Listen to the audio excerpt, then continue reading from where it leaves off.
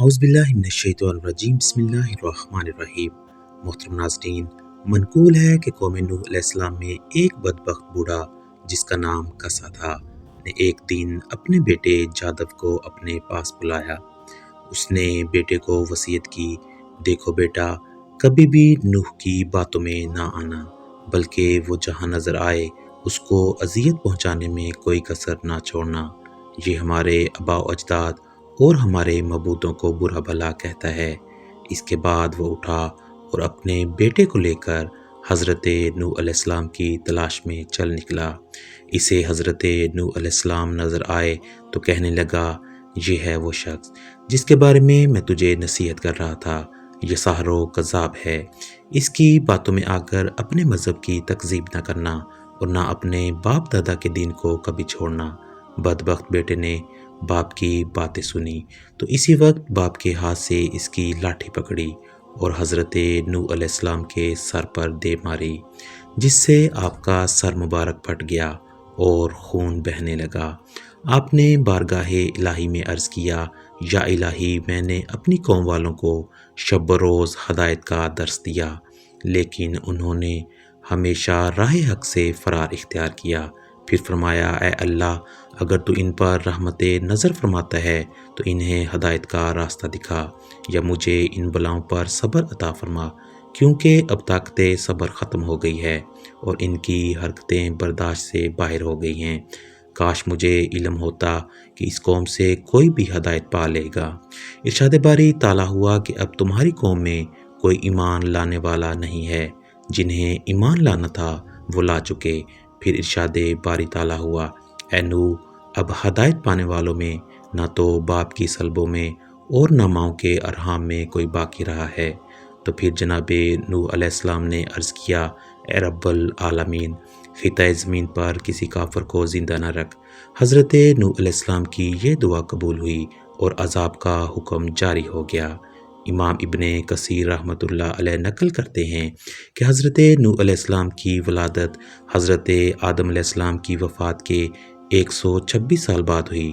آپ کا شمار اللہ تعالیٰ کے ان جلیل القدر انبیاء میں ہوتا ہے جن کا تذکرہ قرآن پاک میں فرمایا گیا، اور قرآن پاک کی 28 صورتوں میں آپ کا ذکر خیر فرمایا گیا۔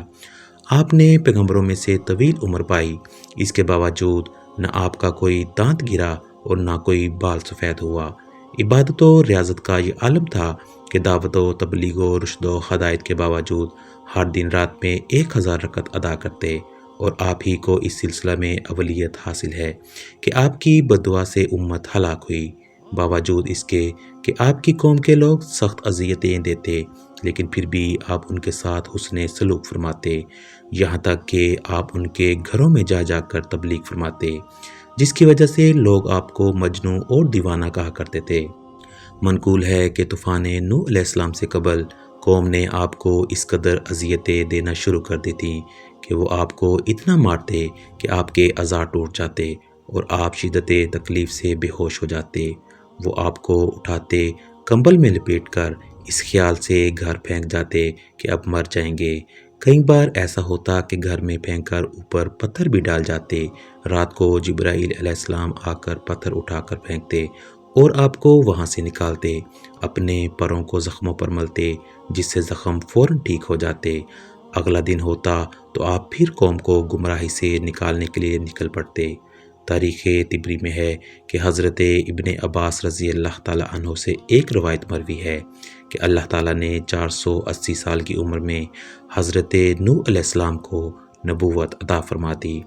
120 سال آپ نے لوگوں کو اللہ کے دین کی طرف بلایا، لیکن قوم نے کسی بات کو بھی ماننے سے انکار کر دیا۔ پھر اللہ تعالیٰ نے آپ کو کشتی بنانے کا حکم دیا، اور جب آپ کشتی بنا کر اس میں سوار ہوئے، اس وقت آپ کی عمر مبارک تقریباً 100 سال تھی۔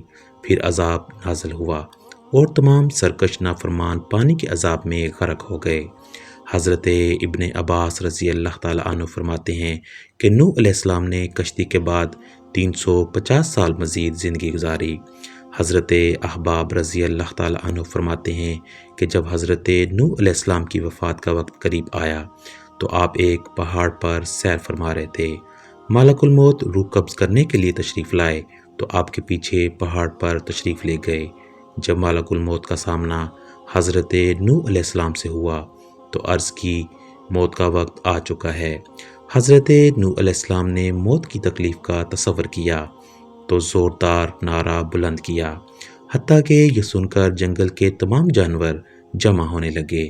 پھر آپ نے ملک الموت سے برائے تعلیم امت فرمایا، مجھے اتنی مہلت دی جائے کہ میں اپنے گھر والوں سے رخصت ہو لوں۔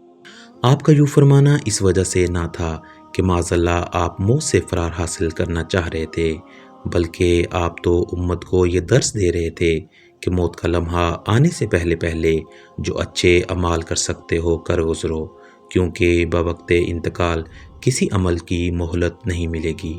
چنانچہ ملک الموت نے کہا کہ مجھے اس کی اجازت نہیں کہ مہلت دی جائے۔ یہ سن کر آپ نے فرمایا کہ اس جنگل میں میری نماز جنازہ کون پڑھے گا؟ ملک الموت نے کہا، ابھی جبرائیل علیہ السلام ملائکہ کی ایک جماعت کے ساتھ سفر میں ہیں، اسی مقصد کے لیے آ رہے ہیں۔ یہ معلوم ہوا تو آپ وعدہ الہی کی تکمیل کے لیے رضامند ہو گئے۔ اسی اثنا میں حضرت جبرائیل علیہ السلام تشریف لائے اور دریافت کیا، اے انبیاء، میں سب سے طویل عمر پانے والے آپ نے دنیا کو کیسا پایا؟ حضرت نوح علیہ السلام نے فرمایا، یہ دنیا اس مکان کی مثل ہے جس میں دو دروازے ہوں، ایک سے داخل ہوئے اور دوسرے سے نکل گئے۔ اس کے بعد ملک الموت نے آپ کی روح قبض کر لی، چنانچہ فرشتوں نے آپ کو غسل دیا اور وہیں آپ کی نماز جنازہ پڑھی گئی۔ کہا جاتا ہے کہ افتے آسمان کی مخلوق کسی کی وفات پر ایسا نہ روئی جیسا کہ آپ کی رحلت پر۔